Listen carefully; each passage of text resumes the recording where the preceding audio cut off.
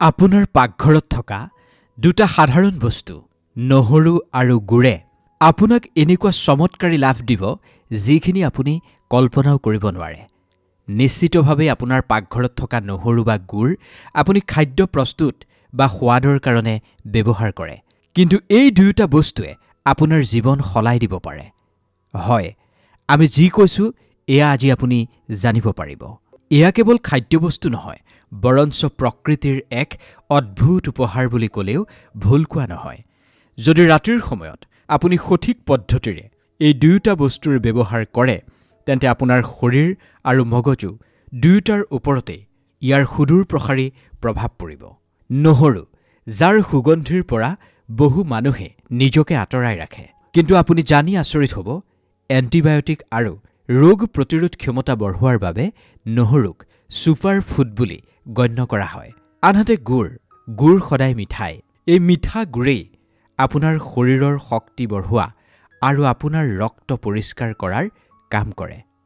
যেতিয়া আপুনি এই দুয়োটা বস্তু ৰাতি সঠিকভাৱে ব্যৱহাৰ কৰিব, এই দুয়োটা বস্তুৱে কেৱল আপোনাৰ শৰীৰটোকেই যে শক্তি দিব তেনেকুৱা নহয়, আপোনাৰ টোপনি নোহোৱাৰ সমস্যা, আপোনাৰ পাচন, আপোনাৰ মানসিক শক্তি এই দুয়োটাই বৃদ্ধি কৰিব। চাণক্য নীতি অনুসৰি সৰু সৰু কিছুমান অভ্যাসেই মানুহৰ জীৱনত ডাঙৰ পৰিৱৰ্তন আনি দিয়ে। আজি যদি আপুনি আপোনাৰ শৰীৰটোৰ স্বাৰ্থত দুই এটা সৰু উপায় কৰে, এই সৰু দুই এটা উপায়ে আপোনাক ভৱিষ্যতে বহুত বেছি সহায় কৰিব। আহক আজি জানো গুড় আৰু নহৰুৰ চমৎকাৰী কিছুমান উপকাৰিতাৰ বিষয়ে। কেনেকৈ এই দুয়োটা বস্তুৱে মানুহৰ জীৱন সলাই দিব পাৰে তাৰ আচল ৰহস্য এই ভিডিঅ'টোত মই আপোনালোকক উল্লেখ কৰিম। গুড় আৰু নহৰু শতিকাজুৰি স্বাস্থ্য সম্বন্ধীয় চিকিৎসাত ব্যৱহাৰ হৈ আহিছে। প্ৰাচীন আয়ুৰ্বেদ আৰু ইউনানী চিকিৎসাত নহৰুক দেৱী ঔষধি বুলি গণ্য কৰা হয়, কাৰণ এই নহৰুৰ সংক্ৰমণ বা ৰোগৰ সৈতে যুঁজাৰ এক অদ্ভুত ক্ষমতা আছে। নহৰুত এলিচিন নামক এক তত্ত্ব পোৱা যায়, যি তত্ত্বই মানুহৰ ৰক্ত সঞ্চাৰ পৰিৱৰ্তন কৰে, মানুহৰ হাৰ্টটো হেল্ডি কৰি ৰাখে আৰু ৰোগ প্ৰতিৰোধ ক্ষমতা বৃদ্ধি কৰে। আনহাতে বিশুদ্ধ আৰু প্ৰাকৃতিক সোৱাদেৰে ভৰপূৰ হৈ থাকে এই গুড়, য'ত আইৰণ, মেগনেছিয়াম আৰু পটাছিয়াম ভৰপূৰ মাত্ৰাত পোৱা যায়। এই গুড়ে মানুহৰ ৰক্ত তেজ পৰিষ্কাৰ কৰি ৰাখে, পাচনতন্ত্ৰক মজবুত কৰে আৰু মানুহৰ ভাগৰুৱা ভাৱ দূৰ কৰে।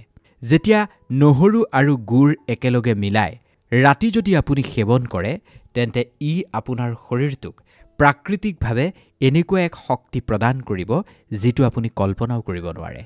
আপোনাৰ টোপনি যদি কম, তেন্তে আপোনাক গভীৰ টোপনি আনি দিয়াৰ ক্ষেত্ৰত এই উপায়টোৱে যথেষ্ট সহায় কৰিব। এয়া কেৱল স্বাস্থ্য সম্বন্ধীয় কথা বতৰাই নহয়, জীৱনৰ শক্তি বঢ়োৱাৰ এক প্ৰাকৃতিক উপায়। ৰাতিৰ সময়খিনি কেৱল মাত্ৰ আৰামৰ নহয়, বৰঞ্চ আপুনি শৰীৰটোক কিছু যত্নও লোৱা দৰকাৰ। দিনটো আপুনি দৌৰাদৌৰি কৰি ভাগৰুৱা হৈ যেতিয়া আপুনি শুবলৈ প্ৰস্তুতি চলায়, তেতিয়া শৰীৰটোৱে নিজকে ভিতৰৰ পৰা ঠিক কৰাৰ এক প্ৰক্ৰিয়া আৰম্ভ কৰে। এনেকুৱাত আপুনি যদি নহৰু আৰু গুড় সেৱন কৰে, তেতিয়া এই নহৰু আৰু গুড়ে শৰীৰটোক সেইখিনি পোষক তত্ত্ব প্ৰদান কৰিব আৰু সেইখিনি শক্তি দিব যিখিনি শৰীৰটোক ৰাতিৰ সময়ত খুবেই প্ৰয়োজন হয়। নহৰুত থকা এণ্টিবায়টিক তত্ত্বই ৰাতি শৰীৰত বেক্টেৰিয়া, টক্সিন আৰু ফেটছ নোহোৱা কৰে। আনহাতে গুড়ৰ মিঠাখিনিয়ে ৰক্ত সঞ্চাৰ সন্তুলিত কৰে আৰু মনটোক শান্ত কৰি ৰাখে। এই দুয়োটা বস্তুৱে আপোনাক গভীৰ টোপনিৰ ক্ষেত্ৰত সহায় কৰাই নহয়, এক অদ্ভুত ধৰণৰ মানসিক শান্তি দিব আপোনাক। ৰাতি এই দুয়োটা বস্তু সেৱন কৰিলে আপোনাৰ ৰক্তচাপ নিয়ন্ত্ৰিত হৈ থাকিব, পাচন ক্ৰিয়া মজবুত হ'ব, ইমিউন ছিষ্টেম শক্তিশালী হ'ব। শৰীৰটোক পোষণ আৰু মনটোক বিশ্ৰাম, এই দুয়োটাই হৈছে গুড় আৰু নহৰুৰ আচল কাম, যিখিনি আপোনাক ৰাতি খুবেই জৰুৰী। চাণক্য নীতিত কৈছে, যিজন ব্যক্তিয়ে সঠিক সময়ত সঠিক নিৰ্ণয় ল'ব পাৰে, সেইজনেই বিজয় লাভ কৰে। ৰাতিৰ শোৱাৰ পূৰ্বে আপোনাৰ এই সৰু এটা অভ্যাসে আপোনাৰ শৰীৰটোক এনেকুৱা এক শক্তি প্ৰদান কৰিব যিখিনি আপুনি বহু দৰৱ সেৱন কৰিলেও নাপায়। গুড় আৰু নহৰুৰ সংযোজন আমাৰ শৰীৰটোৰ কাৰণে বৰদানতকৈ কোনো গুণে কম নহয়। এই দুয়োটাই ৰাতিৰ সময়ছোৱাত সেৱন কৰিলে শৰীৰটোৰ ৰোগ প্ৰতিৰোধ ক্ষমতা স্বাভাৱিক ৰূপতেই বৃদ্ধি পায়, যাৰ ফলত আমি সামান্য জ্বৰ চৰ্দিৰ পৰা আৰম্ভ কৰি গুৰুতৰ সংক্ৰমণৰ পৰা নিজৰ শৰীৰটোক সুৰক্ষিত কৰি ৰাখিব পাৰোঁ। কাৰণ এই মিশ্ৰণে আমাৰ শৰীৰটোক ভিতৰৰ পৰাই শক্তিশালী কৰে আৰু বেমাৰৰ বিৰুদ্ধে যুঁজিবলৈ এখন সুৰক্ষা কৱচ আমাক প্ৰদান কৰে। তদুপৰি এই মিশ্ৰণে মানুহক হৃদয়জনিত সমস্যাৰ পৰা বচাই ৰাখে। আজিকালি যুৱক যুৱতীসকলৰ বহুতেই হৃদজনিত ৰোগত আক্ৰান্ত হৈছে। হৃদৰোগৰ পৰা আপোনাক বচাই ৰাখিব এই নহৰু আৰু গুৰে।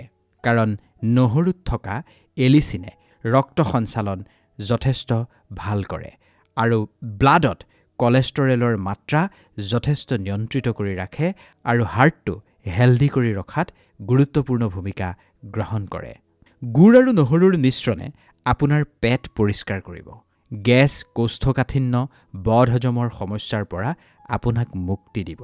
কেৱল সিমানেই নহয়, আপুনি অলপমান কাম কাজ কৰিলেই যে ভাগৰুৱা যেন আপোনাৰ অনুভৱ হয়, এই সকলোবোৰ এই মিশ্ৰণেই আপোনাক দূৰ কৰি দিব।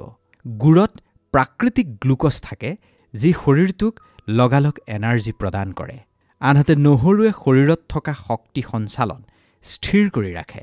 এই দুয়োটা মিশ্ৰণে মানুহৰ ব্লাড ছুগাৰ নিয়ন্ত্ৰণত ৰাখে আৰু ডায়েবেটিছ ৰোগীসকলে এই মিশ্ৰণৰ পৰা যথেষ্ট উপকাৰ লাভ কৰিব পাৰিব। আনহাতে গুড়ত থকা মিনাৰেলছ আৰু নহৰুত থকা এণ্টি অক্সিডেণ্ট মিলি শৰীৰত অক্সিজেনৰ পৰিমাণ নিয়ন্ত্ৰিত কৰি ৰখাত সহায় কৰে। মেদবহুলতাৰ সমস্যাই যাক জুৰুলা কৰি ৰাখিছে, তেওঁলোকে ওজন হ্ৰাস কৰিবৰ কাৰণেও এই উপায় অৱলম্বন কৰিব পাৰে। কাৰণ নহৰুৱে শৰীৰৰ অতিৰিক্ত চৰ্বি নোহোৱা কৰাত সহায় কৰে আৰু শৰীৰৰ মেটাবলিজিম যথেষ্ট ক্ষীপ্ৰ কৰে, যাৰ ফলত ওজন নিয়ন্ত্ৰণলৈ আহে বুলি বিশ্বাস কৰা হয়। এই দুয়োটা মিশ্ৰণ যদি আপুনি ৰাতি সেৱন কৰে, তেন্তে আপোনাৰ মনটো একেবাৰে ৰিলেক্স হৈ থাকিব। মনটো যেতিয়া আপোনাৰ ৰিলেক্স হৈ থাকিব, তেতিয়া আপোনাৰ খুব ভাল টোপনি আহিব, গভীৰ টোপনি আহিব। যদি আপোনাৰ চুলি সৰিছে, চুলি সৰা সমস্যাৰ পৰাও এই মিশ্ৰণে আপোনাক ৰক্ষা কৰিব আৰু আপোনাৰ মুখমণ্ডলৰ উজ্জ্বলতা বৃদ্ধি হ'ব। মানসিক শক্তি যথেষ্ট প্ৰবল কৰি ৰাখে এই মিশ্ৰণে, যাৰ ফলত আপুনি মেণ্টেল ষ্ট্ৰেছৰ পৰা বাচি থাকিব পাৰিব। আপোনাৰ মগজু একেবাৰে স্থিৰ হৈ থাকিব। যিকোনো এটা বিষয় বা যিকোনো এটা কথা চিন্তা কৰা, বুজাৰ যিটো ক্ষমতা, এই ক্ষমতা বহুত বেছি ক্ষীপ্ৰ হ'ব। এই সকলোবোৰ লাভ অৰ্জন কৰিবলৈ হ'লে এয়া আপুনি নিয়মিতভাৱে সেৱন কৰিব লাগিব, সঠিক মাত্ৰাত, সঠিক পদ্ধতিৰে। এতিয়া আপোনাৰ মনলৈ চাগে নিশ্চয় প্ৰশ্ন আহিব পাৰে, এয়া এতিয়া সঠিক পদ্ধতিৰে কেনেকৈ গ্ৰহণ কৰা হ'ব?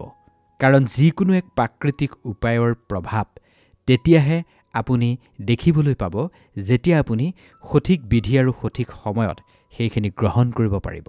এতিয়া কিমান পৰিমাণৰ গুড় বা নহৰু লাগিব, সেইটো প্ৰথমে আপুনি জানি লওক।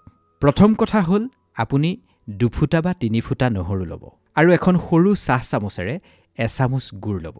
এই সাধাৰণ বস্তু দুবিধেই ৰাতিৰ সময়ছোৱাত আপোনাৰ শৰীৰটোক যাদু কৰি লাভ দিবলৈ সক্ষম হ'ব। এয়া যাদু বুলি ক'লেও ভুল কোৱা নহয়। সেই যে 2-3 ফুটা আপুনি নহৰু ল'ব, সেই নহৰু 2-3 ফুটা আপুনি থেতেলিয়াব। এনেকুৱাকৈ থেতেলিয়াব যাতে তাৰ সোৱাদ নৰম হয় আৰু শৰীৰে যাতে সেইখিনি সোনকালে হজম কৰিব পাৰে। যি চামুচ গুড় ল'ব, গুড়খিনি সৰু সৰু টুকুৰা টুকুৰকৈ কাটিব। এই দুয়োটাই আপুনি সেৱন কৰিব লাগিব আপুনি শোৱাৰ 30 মিনিট পূৰ্বে। এইখিনিকেই উত্তম বুলি গণ্য কৰা হৈছে। আপুনি যদি 11:30 বজাত শুৱে, তেন্তে এইখিনি 11 বজাত গ্ৰহণ কৰিব লাগিব। এই দুয়োটা মিশ্ৰণ গ্ৰহণ কৰাৰ 30 মিনিট পিছত যেতিয়া আপুনি বিচনাখনলৈ যাব, আপুনি লাহে লাহে ৰিলেক্স হ'ব। কাৰণ এই আধা ঘণ্টাৰ সময়ছোৱাত আপোনাৰ শৰীৰটোৰ ৰিলেক্স হোৱাৰ প্ৰক্ৰিয়া আৰম্ভ হয় আৰু ইয়াৰ প্ৰভাৱ বহুত বেছি গভীৰ হয়। সেই গুড় আৰু নহৰুখিনি মিশ্ৰণ কৰি সেইখিনি চুবাই চুবাই খাব। যদি আপোনাৰ চুবাই চুবাই খাবলৈ অলপ অসুবিধা হৈছে, তেন্তে সামান্য কুহুমীয়া পানী সেই মিশ্ৰণটোৰ লগত আপুনি সেৱন কৰিব পাৰে। মনত ৰাখিব, আৰম্ভণিতেই কমকৈ ল'ব আৰু লাহে লাহে ইয়াৰ পৰিমাণ বঢ়াব।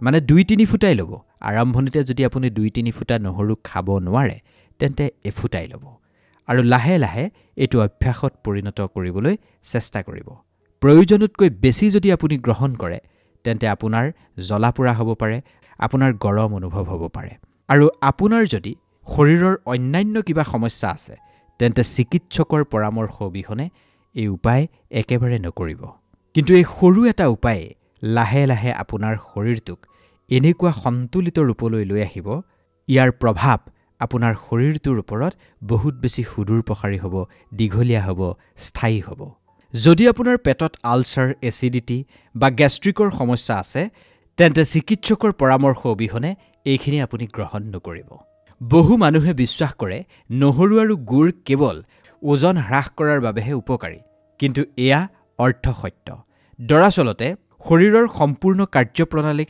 সন্তুলিত কৰাৰ বাবে ইয়াৰ প্ৰভাৱ আছে কেৱল আপোনাৰ ওজন হ্ৰাস কৰাই নহয় বৰঞ্চ আপোনাৰ হাৰ্টটো আপোনাৰ মগজু আপোনাৰ আভ্যন্তৰীণ শক্তি এই সকলোবোৰেই মজবুত কৰে নহৰু আৰু গুড়ৰ মিশ্ৰণে সেইবাবে এই মিশ্ৰণক আপুনি নিৰোগী জীৱনশৈলীৰ অংশবিশেষ কৰি তোলক তেতিয়াহে আপুনি ইয়াৰ আচল প্ৰভাৱ দেখিবলৈ পাব এয়া একেবাৰেই ব্যয়বহুল নহয় আৰু একেবাৰে জটিলো নহয় কেৱল আপুনি 5 পৰা 10 মিনিট সময় এই প্ৰক্ৰিয়াটোৰ বাবে উলিয়াব লাগে যেতিয়া আপুনি প্ৰতিদিনে ৰাতি নিয়মিতভাৱে এই উপায়টো কৰিব তেতিয়া ইয়াৰ পৰা আপুনি দীঘলীয়াকৈ লাভ অৰ্জন কৰিব পাৰিব মই পুনৰ কৈছো এয়া কেৱল শৰীৰটোৰ বাবেই নহয় ই মনটোকো যথেষ্ট শান্ত কৰি ৰাখে লাহে লাহে ইয়াৰ প্ৰভাৱে আপোনাৰ অভ্যন্তৰীণ শক্তি আত্মবিশ্বাস মানসিক শান্তিত ডাঙৰ পৰিৱৰ্তন আনিব কিন্তু এই পৰিৱৰ্তন আপুনি এদিনতেই দেখা নাপায় কাৰণ বীজৰ পৰা ফল হ'বলৈ অকণমান সময় আপুনি অপেক্ষা কৰিবই লাগিব সেইবাবে অভ্যাসটো কৰাৰ লগে লগে আপুনি ইয়াৰ ফল আশা নকৰি ধৈৰ্য সমৰ্পণ আৰু বিশ্বাস ৰাখিব লাগিব তেতিয়াহে ইয়াৰ দীঘলীয়া পৰিণাম আপুনি দেখিবলৈ পাব যিকোনো এটা উপায় কৰাৰ সময়ত অনুশাসন হৈছে ডাঙৰ হাতিয়াৰ অনুশাসনেই আপোনাৰ ডাঙৰ অস্ত্ৰ অনুশাসনেৰে ধৈৰ্য ধৰি আপুনি যদি যিকোনো এটা উপায় কৰে তেতিয়া তাৰ ফল আপুনি নিশ্চিতভাৱে পাব যদি আপুনিও এক নিৰোগী শক্তিশালী জীৱন বিচাৰিছে তেন্তে এই উপায় আপুনি নিয়মিতভাৱে কৰিবলৈ চেষ্টা কৰিব ভিডিঅ'টো কেনে পালে জনাব এই ভিডিঅ'টোৱে যদি 10 জনৰ উপকাৰ সাধন কৰিব আপুনি বিচাৰিছে তেন্তে যিমান পাৰে সিমান ভিডিঅ'টো শ্বেয়াৰ কৰি দিব আৰু এনেকুৱা ধৰণৰ ভিডিঅ' নিয়মিতভাৱে পাবৰ বাবে আমাৰ চেনেলটো এবাৰ সাবস্ক্ৰাইব কৰি ল'ব ধন্যবাদ